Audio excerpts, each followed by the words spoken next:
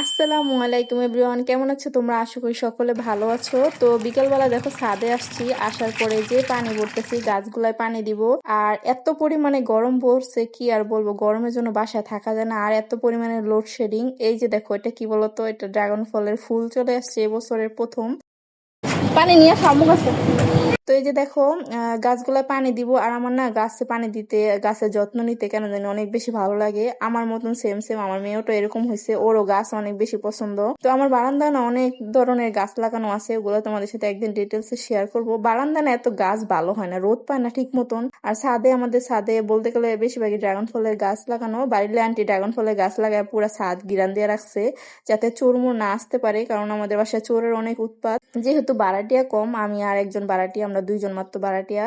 আর দেখা যায় ছাদের চাবি আমার কাছে থাকে, এই জন্য বেশিরভাগ গাছের যত্ন আমিই নিই। এছাড়া মনে করো গাছে যে কোনো ফল ধরা বলো, যে কোনো যত্ন আসছি সবকিছু আমিই করি। আর এই ফলমূল ধরলে আমি ওগুলা পেরে দিয়ে আসি, কারণ বাড়িলে আন্টিরা অনেক বেশি ব্যস্ত থাকে, এতটা ছাদে ওঠে না। তো এই যে দেখো, এখন মা আমি মিলে এই যে গাছগুলায় পানি দিয়ে দিলাম। অনেকগুলা গাছ বালতি দিয়ে পানি দিতে দিতে মনে করে একদম মাজা মোজা ব্যথা হয়ে যায়।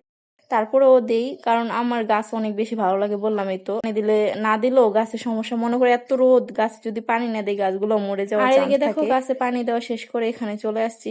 এখানে না মানে কয়দিন পর পর এই যে টপটার ভিতর না কলা গাছ হয়, কিন্তু কলা গাছে কলাও হয় না, কিছু না। এর আগেও 2-3 বার অনেক বড় বড় হয়েছে। এজন্য আমি কি করি, কলা গাছ হলে এগুলোর পাতাগুলো ছিঁড়ে ছিঁড়ে বাঁশি বানাই। আমার বাঁশি বানাইতে অনেক বেশি ভালো লাগে। তো আজকে তোমাদের সাথে শেয়ার করি। তো এই যে দেখো, এদিকে পাতাটা না এভাবে মুড়ে নিয়ে, তারপরে এই যে সামনে আগাটা একটু চিপ দিয়ে ট্যাপা করে দিয়ে ফু দিলেই বাসি হয়ে যায়। মানে কলা পাতায় দেখে কে বাসি বানাইছে অবশ্য জানিও।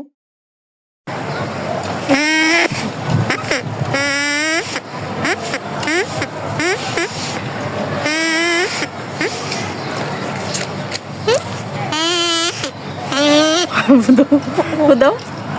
তো আমি বাঁশি বানাইলে বা বাঁশি বানানোর পরে আমি বাজাইতে পারি, আমার মেয়ে আর বাজাইতে পারে না। ও যেহেতু ছোট, ও ফু দিলে বাজে না, এজন্য মানে অনেক বেশি মেজাজ গরম করে। কি আর বলবো, মানে ও বাজাইতে পারে না, ছোট মানুষ না, বুঝে না। ও মানে কি করে, 2 পাশ দিয়ে ফাঁক রেখে ফু দেয়, মানে ঠোঁটটা চাপ দিয়ে ফু দিতে হইব।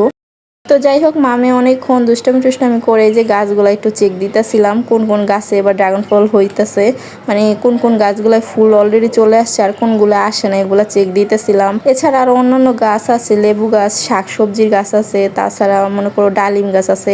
মানে আমাদের ছাদটা না একটু অগোছালো, নোংরা। মানে বাড়ির আন্টিরা তো অনলাইনে বিজনেস করে, এজন্য ওনারা নারকেলের পুলি পিঠা পুঠা আবিজাবি বানায়।